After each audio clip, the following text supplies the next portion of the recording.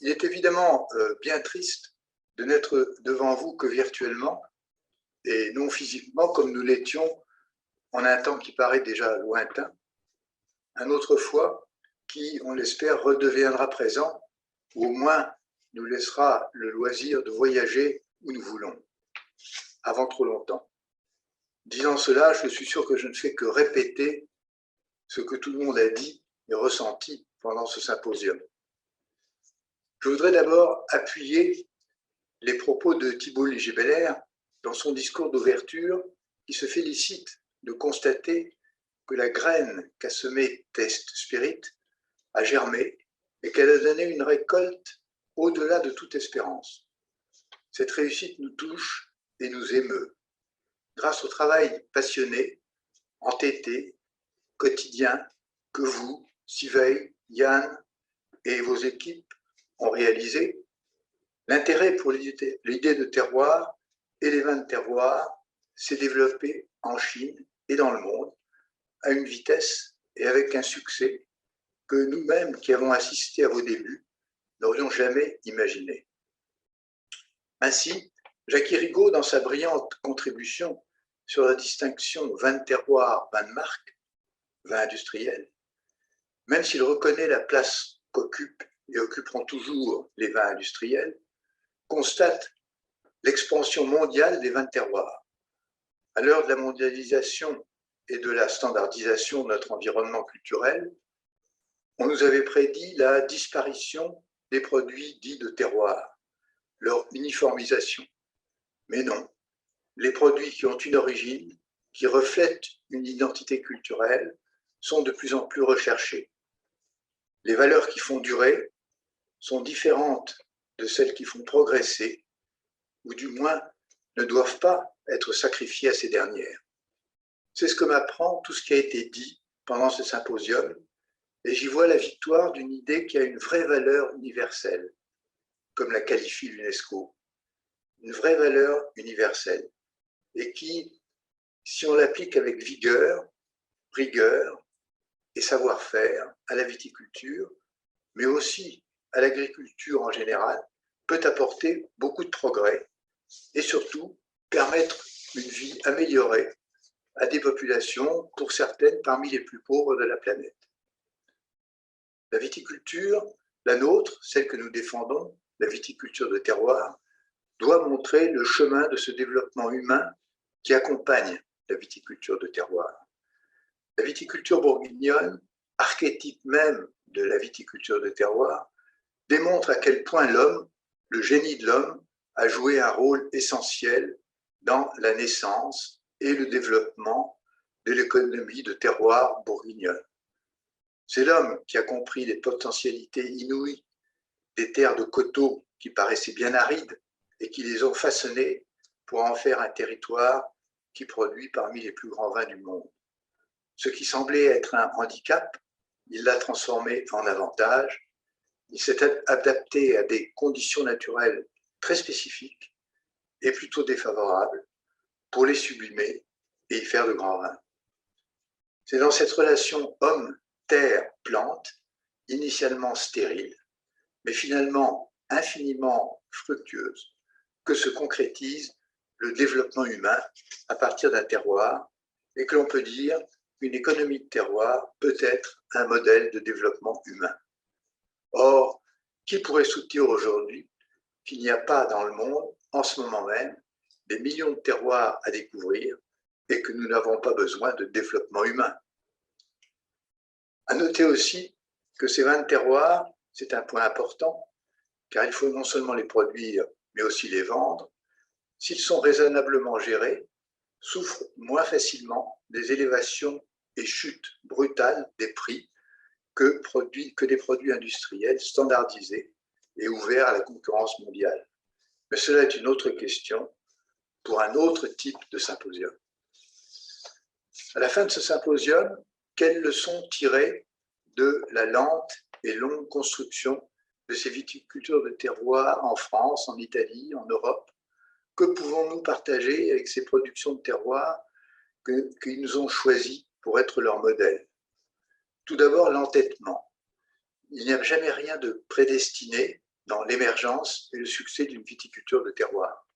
Les nôtres, en Europe, auraient très bien pu ne pas naître ou mourir à un moment de leur histoire, comme c'est arrivé à beaucoup de régions viticoles où il ne reste plus aujourd'hui que des traces de production autrefois recherchées.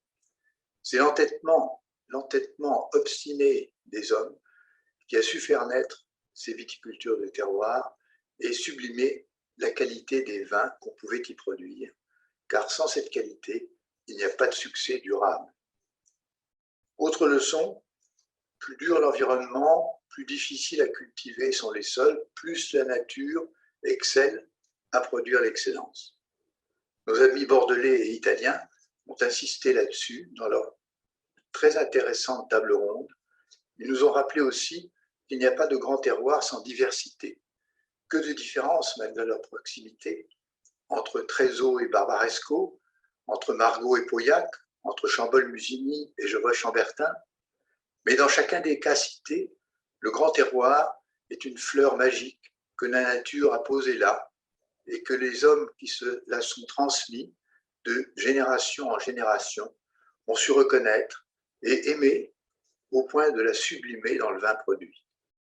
C'est Alvaro Palacios qui le souligne et qui ajoute cette idée si juste et si noble. Je reprends ces mots. Ces grands terroirs qui ont fait l'objet d'un partenariat exceptionnel et émouvant entre les caprices de la nature et les hommes qui ont su les interpréter et les sauvegarder à travers les siècles, ces grands terroirs ne nous appartiennent pas, nous en sommes les gardiens. J'ai dégusté il y a quelques jours un vin de grand terroir du millésime 1978, un vin de 43 ans, intact, sublime, né de pétales de rose fanés. 1978, un millésime chaotique, pluvieux jusqu'à mi-août, et puis soudainement, le beau temps s'installe jusqu'aux vendanges qui débutent le 10 octobre. Pendant tout le mois de septembre, le raisin mijote sous un soleil affaibli mais quotidien et un ciel clair, sans nuages. Qu'est-ce qui est à l'origine? Grâce à quelle molécule? Dans quel extrême de maturité? Ou dans quel type inconnu de maturité ce vin est-il allé chercher cette grâce, cette élégance incomparable avec aucun autre millésime? Il faut, pour approcher cette très complexe réalité, ce mystère, cette beauté qui n'appartient à personne, selon Alvaro Palacios, il faut suivre ce que nous dit Gabriel Le Pouzet dans sa communication inspirée et fermer les yeux. C'est les yeux fermés que l'on voit la vraie lumière du terroir, que l'on peut en avoir la vision holistique nécessaire pour appréhender un peu de cette vérité mystérieuse. Très belle leçon que le vigneron que je suis reçoit avec humilité. Nous, vignerons de terroir, devons aussi avoir une vision holistique de nos vignes si nous voulons en exprimer toutes les potentialités dans le vin produit.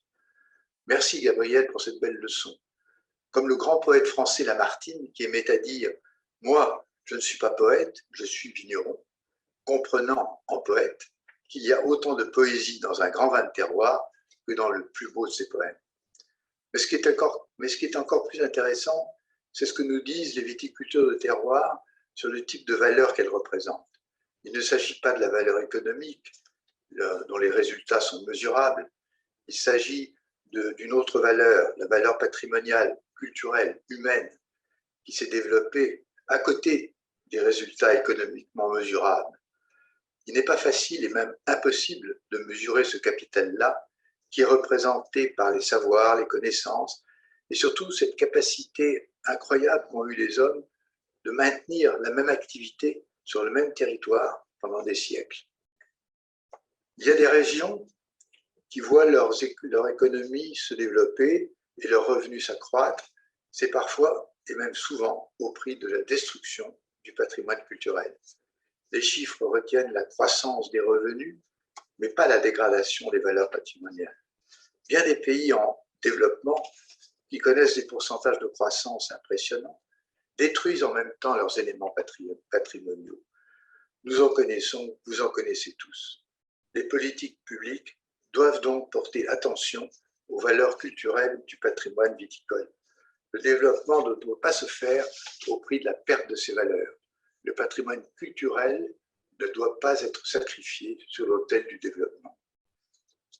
Je terminerai en rappelant ce qui reste, pour moi, les grands fondamentaux des vins de terroir: respect du sol et de tout l'espace qui l'entoure, attention extrême à la qualité du matériel végétal, porte-greffe et greffons, partage des connaissances acquises, comme bien sûr des vins produits, et tout cela porté par une philosophie qui doit être à la hauteur du terroir dont le vigneron a la charge. Comme notre président de l'Association internationale du terroir vous en a informé au début du symposium, nous avons pris l'initiative pour nous aider à travailler à la recherche scientifique dans ces directions des fondamentaux des vins de terroir. Nous avons décidé de lancer des recherches dans des directions qui intéressent toutes les viticultures de terroir. Pour nous aider, à l'issue de ce symposium, une vente aux enchères de très haut niveau vous proposera des grandes bouteilles rares de nos productions. Soyez généreux, vous ferez ainsi progresser notre cause à tous qui sommes rassemblés ici, la cause des vins de terroir. Je vous remercie et je vous dis à l'année prochaine.